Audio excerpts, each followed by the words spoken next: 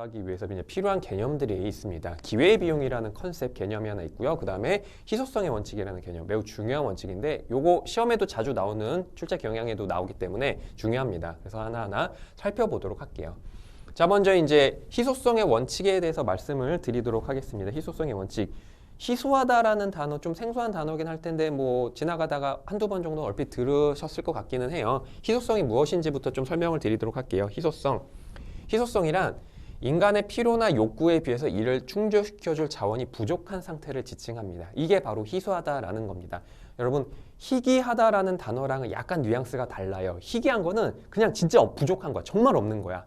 그러니까 지구상에서 발견되기도 정말 없을 뿐더러 진짜 이게 총량 자체가 정말 작게 되면 우리는 얘를 희귀하다라고 얘기를 하는데, 희소하다라는 건 그게 아니라 인간의 필요보다 작다라는 얘기입니다. 인간의 필요보다. 그러니까 예를 들어서 뭐 여기다 이제 그려보도록 할까요?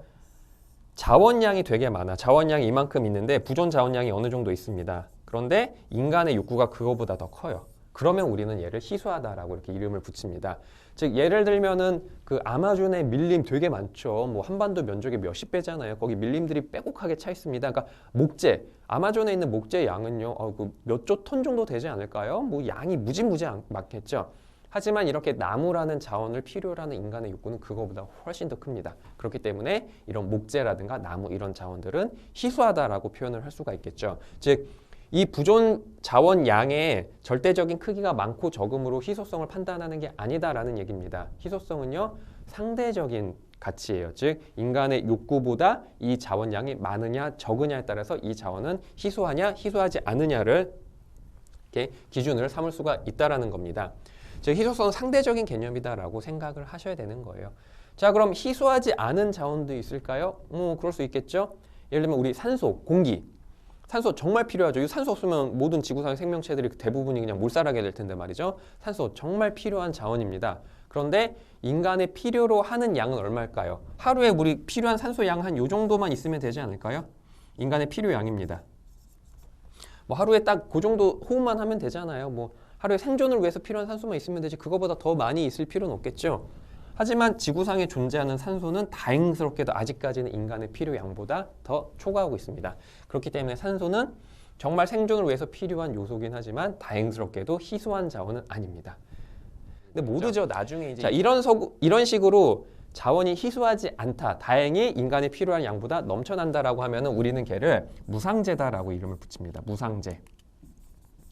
공짜란 얘기죠. 그러니까 영어로는 프리굿이야, 프리굿. 그러니까 뭐 옛날에는 자유재 이렇게 표현했는데 뭐 비슷한 뜻입니다. 자유롭게 써도 된다는 얘기입니다. 돈 안 내도 돼요.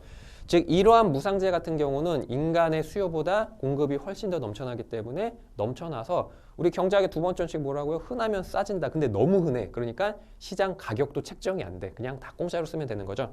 산소가 그렇다고요. 산소가 무상재라고요. 여러분 숨 쉴 때 돈 내시는 분 계십니까? 아, 내가 산소 숨을 쉬었으니까 어제는 뭐 8,000번 쉬었으니까 뭐 8만 원 내야지. 전혀 그럴 필요가 없다라는 얘기입니다. 하지만 나중에 이런 산소도 이제 희소하게 되면 어떻게 됩니까? 경제재로 바뀌어요. 즉 희소성을 띠는 자원은 경제재로 바뀌게 됩니다. 즉 돈 주고 사야 된다는 얘기죠. 귀해지기 시작했다는 얘기입니다. 뭐 공상 과학 영화에 나올 법한 상황인데 산소가 계속 줄고 인구가 늘어나게 되면 이제 산소도 어쩌면 돈을 주고 사야 되는 그런 상황이 벌어질지도 모르겠네요. 근데 다행스럽게도 아직은 그렇지 않다라고 볼 수가 있겠습니다. 자, 그러니까 어떤 재화는 무상재일 수도 있고 어떤 재화는 경제재일 수도 있고 그런데 우리 지구 전체적인 관점으로 한번 생각을 해볼게요. 지구 전체적으로 있는 모든 자원의 총량을 한번 생각해 보도록 하겠습니다. 노동, 자본, 토지, 뭐 천연자원 뭐 이런 것들 다 혹은 재화 서비스까지 다 토탈해가지고 인간한테 무언가 만족을 가져다 줄 수 있는 모든 자원 총량을 계산해 봤더니 그건 유한하겠죠. 유한합니다. 지구상에 존재하는 자원의 총량은 유한해요. 근데 인간의 욕구는 어떻죠? 예, 무한하죠. 그러니까 어떻게 해야 되는 거죠? 이 한정된 주어진 자원을 바탕으로 적재적소에 배치를 해서 최대한 욕망을 크게 달성하고자 하는 인류의 최대 목표에 직면하게 되더라. 그게 바로 희소성의 원칙입니다. 즉 우리는 이 한정된 자원을 잘 나눠야 돼. 이 자원을 바탕으로 이 자원으로 고기를 사 먹고